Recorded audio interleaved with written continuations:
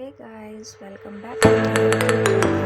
आज की इस वीडियो में पोहा कटलेट स्पेशल और इसको हम आज बनाएंगे। तो बनाएंगे तो चलिए शुरू करते हैं।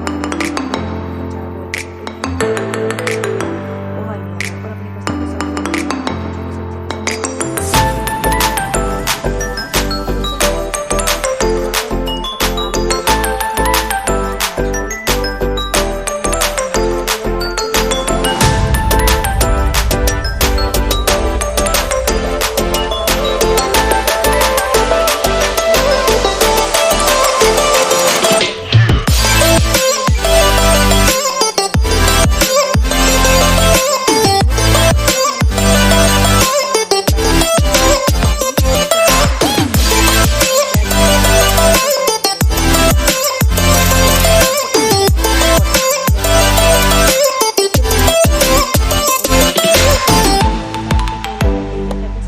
डाल देंगे।